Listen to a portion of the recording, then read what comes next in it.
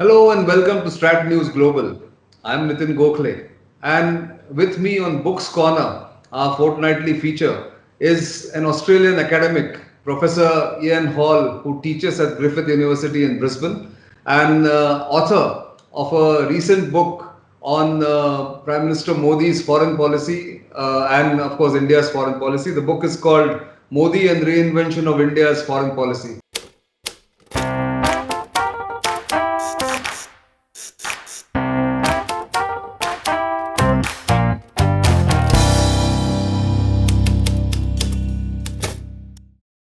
Welcome to this program, Ian. Thank you very much. It's really good to be with you.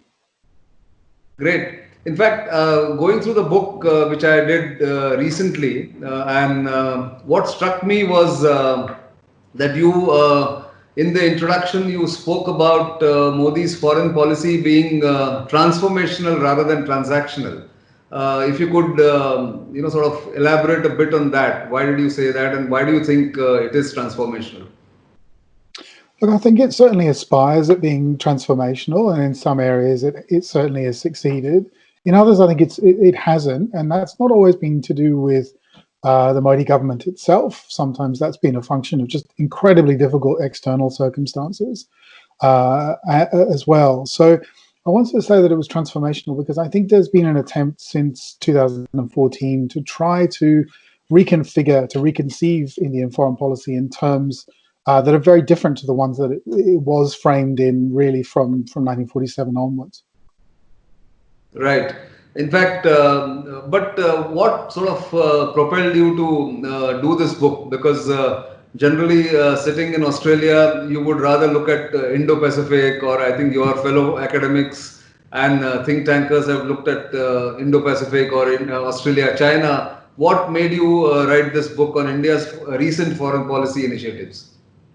Look, I've been working on India for a little while now, and what struck me really with Modi's rise to power and with those initial months was just how dynamic the attempt was to try to change Indian foreign policy. And so I was really curious about the way in which Modi comes to power as somebody who'd been a chief minister, who hadn't had a huge amount of experience of foreign policy in the past, had right from the beginning, right from that inauguration, had really plunged into foreign policy and to try to transform India's image and to try and inject this immense amount of energy into Indian foreign policy. And so that was really the start for me of exploring what was going on and then trying to answer a number of questions about the character of that foreign policy as it evolved. Indeed. In fact, when I look at the chapters that you have divided the book into, gives me several sort of fresh insights, I would say, because when you're sitting in the same country where the foreign policy is being practiced, or the government which is practicing that foreign policy, you don't get to see the larger picture. You are looking at it from a day-to-day perspective. So it is good to read a fresh perspective. But you've also spoken about from non-alignment to multi-alignment under Modi. Explain that a little bit, and how has that worked either to advantage of India or to disadvantage of India? Look, I think, and there are some continuities with the previous government, with Manmohan Singh's government here as well. But I mean, what we've seen over the last decade or so, a little bit longer than that, is a shift towards India trying to build functional partnerships with a variety of different powers. So rather than kind of standing aloof or slightly apart, instead it's built some pretty strong relationships with some major powers, and that includes the United States. Some really quite trusting and useful partnerships with countries like Japan as well.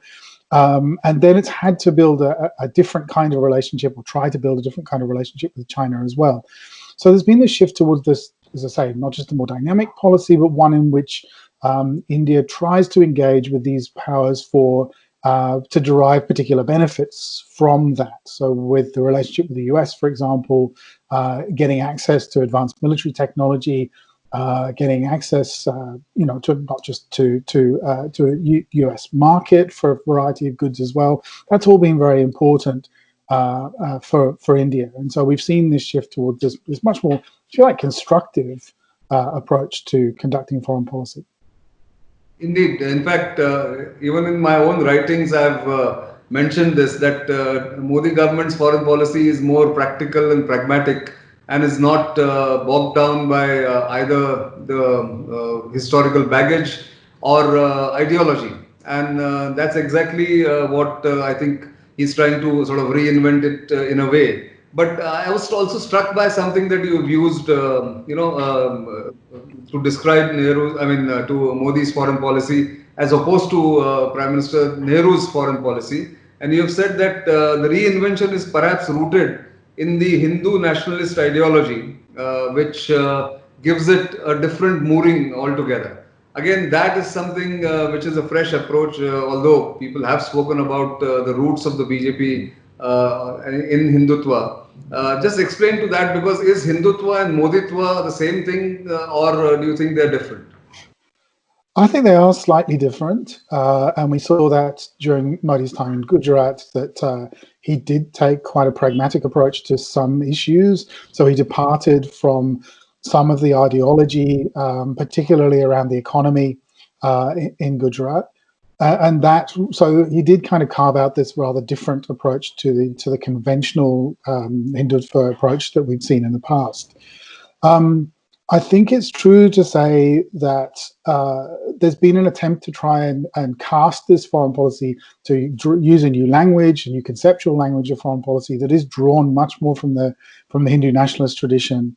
So to talk about India as a Vishwaguru, some sort of kind of universal or world guru, to use these terms which recur in the writings of Vivekananda or Aurobindo and so on, some of those older sources of kind of proto-Hindu nationalism. So they're not Savarkar or these kinds of characters that come along a little bit later on.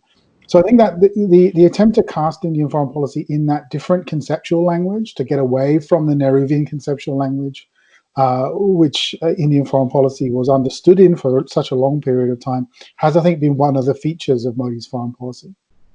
True. And he has, in your view, has he succeeded in parts, or has he succeeded much more than anybody's expectations in following this little different paths than his predecessors? How would you rate his foreign policy successes, as far as, first let's divide that in the neighborhood and then the big powers?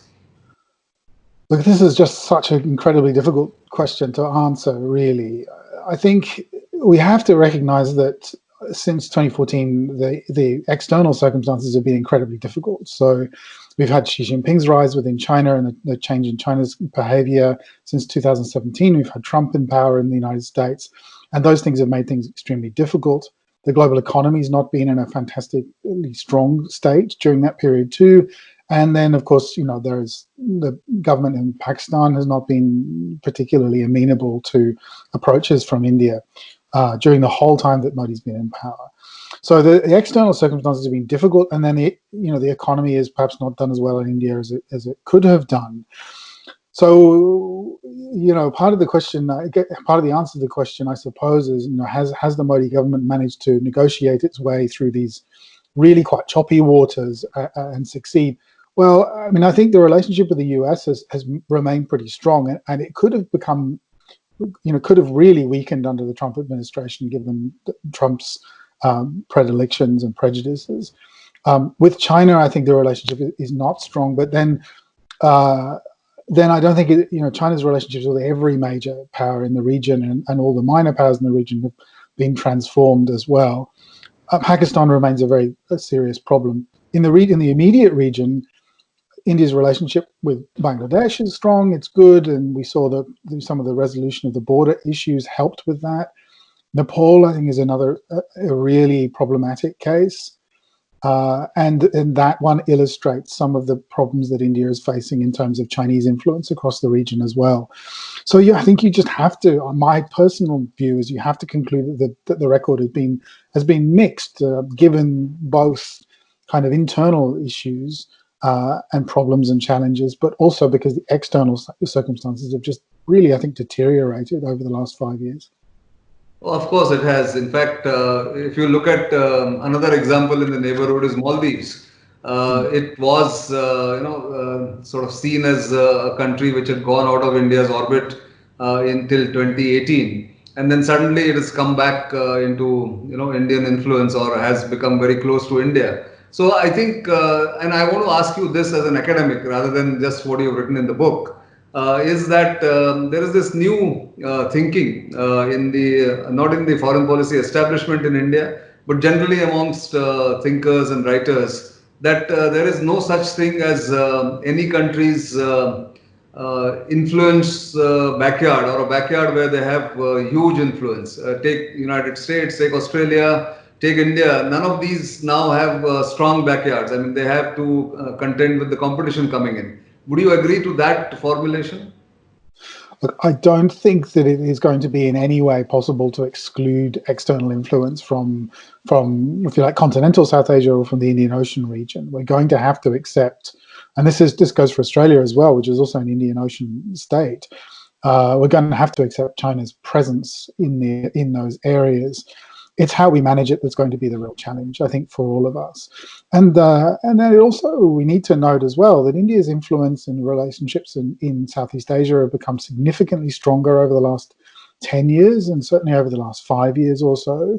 And that's complicating and will complicate China's relationship with those countries too. So no, I think I agree very much with the idea that we can't have exclusive spheres of influence. That's going to be an impossibility. And how we manage these relationships with these major powers and then also with the smaller countries of the region is the real big challenge that all of us face. True. And we are speaking a day after, in fact, the first virtual summit between India and Mm. Australia happened, where several important agreements have been signed.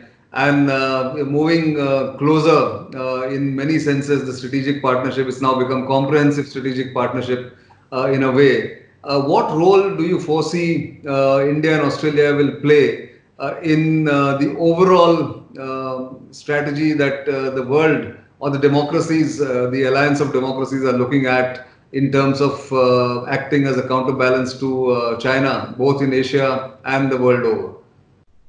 I think really there are two roles to play. One of them is that we do need to coordinate not just our language, but our actions and responses to some of the things that China does. Now some of the things that China does are positive in the region, but some of them have been quite problematic and they've been quite disruptive. And part of the reason for why they've been disruptive is that we've not had coordinated approaches.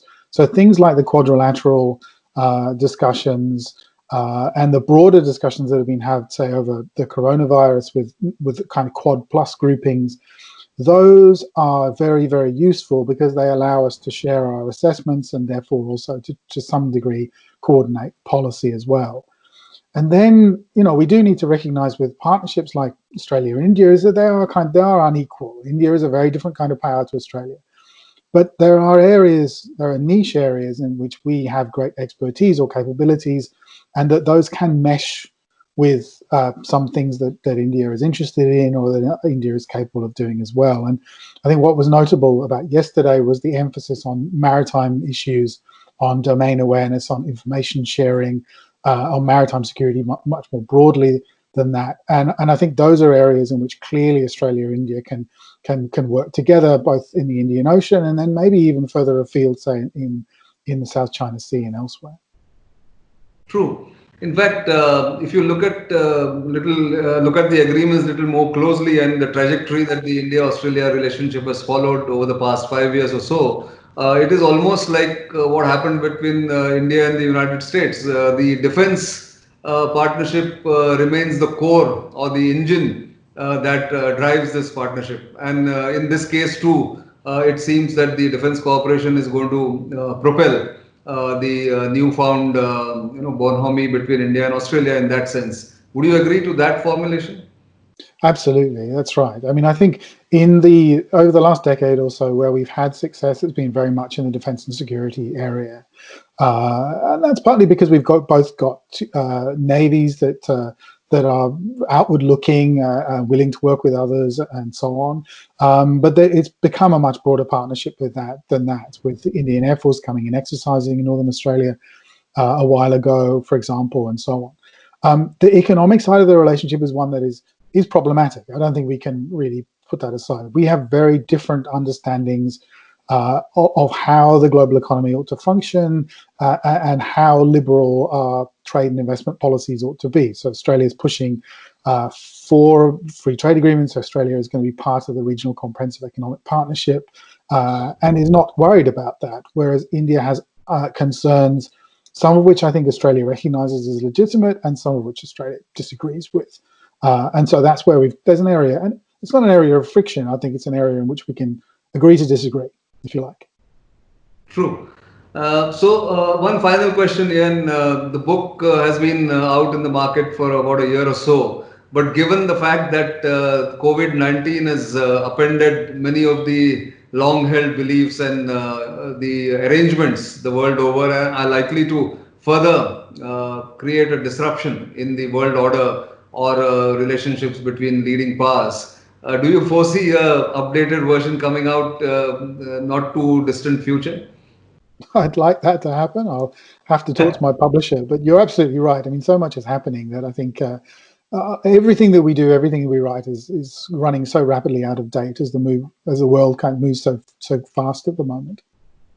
Right. In fact, the crisis between India and China right now on the line of actual control could also be one of the defining features of 2020 apart from COVID-19. But let's see how that goes. But thank you very much for your time and for the insights. And good luck for the book sales as well as the popularity of the book amongst academics and think tankers. Thanks for your time. Thank you so much. It's been a real pleasure talking to you.